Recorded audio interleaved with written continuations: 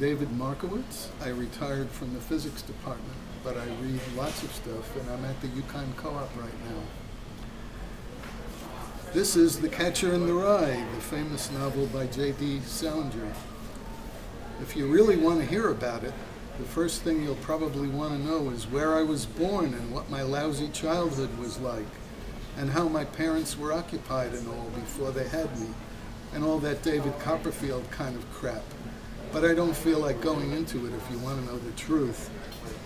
In the first place, that stuff bores me, and in the second place, my parents would have about 2 hemorrhages apiece if I told anything pretty personal about them. They're quite touchy about anything like that, especially my father. They're nice and all, I'm not saying that, but they're also touchy as hell. Besides, I'm not going to tell you my whole goddamn autobiography or anything. I'll just tell you about this madman stuff that happened to me around last Christmas, just before I got pretty run down and had to come out here and take it easy. I mean, that's all I told DB about, and he's my brother and all. He's in Hollywood. That isn't too far from this crummy place, and he comes over and visits me practically every weekend. He's going to drive me home when I go home next month, maybe. He just got a Jaguar, one of those little English jobs that can do around 200 miles an hour. It cost him damn near $4,000. He's got a lot of dough now. He didn't used to. He used to be just a regular writer when he was home. He wrote this terrific book of short stories, The Secret Goldfish, in case you never heard of him. The best one in it was The Secret Goldfish. It was about this little kid that wouldn't let anybody look at his goldfish because he bought it with his own money. It killed me. Now he's out in Hollywood, DB, being a prostitute. If there's one thing I hate, it's the movies. Don't even mention them to me. Where I want to start telling is the day I left Pensy Prep. Pensy Prep is the school that's in Hagerstown, Pennsylvania. You probably heard of it. You've probably seen the ads anyway. They advertise in about 1,000 magazines, always showing some hotshot guy on a horse jumping over a fence. Like as if all you ever did at Pensy was play polo all the time.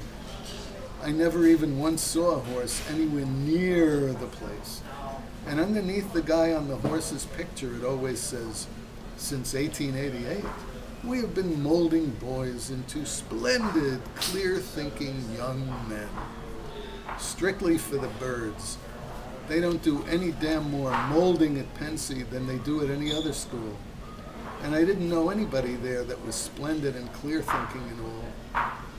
Maybe 2 guys, if that many, and they probably came to Pensy that way. Anyway, it was the Saturday of the football game with Saxon Hall. The game with Saxon Hall was supposed to be a very big deal around Pensy. It was the last game of the year, and you were supposed to commit suicide or something if old Pensy didn't win. I remember around 3 o'clock that afternoon, I was standing way the hell up on top of Thompson Hill, right next to this crazy cannon that was in the Revolutionary War and all. You could see the whole field from there, and you could see the 2 teams bashing each other all over the place. You couldn't see the grandstand too hot, but you could hear them all yelling deep and terrific on the Pensy side, because practically the whole school except me was there, and scrawny and faggy on the Saxon Hall side, because the visiting team hardly ever brought many people with them. There were never many girls at all at the football games. Only seniors were allowed to bring girls with them. It was a terrible school, no matter how you looked at it. I like to be somewhere at least where you can see a few girls around once in a while, even if they're only scratching their arms or blowing their noses or even just giggling or something. Old Selma Thurmer, she was the headmaster's daughter, showed up at the games quite often, but she wasn't exactly the type that drove you mad with desire. She was a pretty nice girl, though. I sat next to her once in the bus from Hagerstown, and we sort of struck up a conversation. I liked her. She had a big nose, and her nails were all bitten down and bleedy looking, and she had on those damn falsies that point all over the place, but you felt sort of sorry for her. What I liked about her, she didn't give you a lot of horse manure about what a great guy her father was. She probably knew what a phony slob he was. The reason I was standing way up on Thompson Hill instead of down at the game was because I just got back from New York with the fencing team. I was the goddamn manager of the fencing team. Very big deal. We'd gone into New York that morning for this fencing meet with McBurney's school. Only we didn't have the meet. I left all the foils and equipment and stuff on the goddamn subway. It wasn't all my fault. I had to keep getting up to look at this map so we'd know where to get off. So we got back to Pensy around 2:30 instead of around dinner time. The whole team ostracized me the whole way back on the train. It was pretty funny in a way. The other reason I wasn't down at the game was because I was on my way to say goodbye to old Spencer, my history teacher. He had the grip, and I figured I probably wouldn't see him again till Christmas vacation started. He wrote me this note saying he wanted to see me before I went home. He knew I wasn't coming back to Pensy. I forgot to tell you about that. They kicked me out. I wasn't supposed to come back after Christmas vacation on account of I was flunking 4 subjects and not applying myself and all. They gave me frequent warning to start applying myself, especially around midterms, when my parents came up for a conference with old Thurman, but I didn't do it. So I got the axe. They give guys the axe quite frequently at Pensy.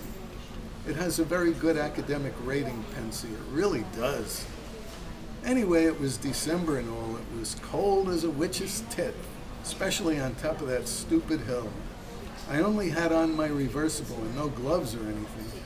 The week before that, somebody'd stolen my camel's hair coat right out of my room with my fur-lined gloves right in the pocket and all. Pensy was full of crooks. Quite a few guys came from these very wealthy families, but it was full of crooks anyway. The more expensive a school is, the more crooks it has. I'm not kidding. Anyway, I kept standing next to that crazy cannon looking down at the game, freezing my ass off. Only I wasn't watching the game too much. What I was really hanging around for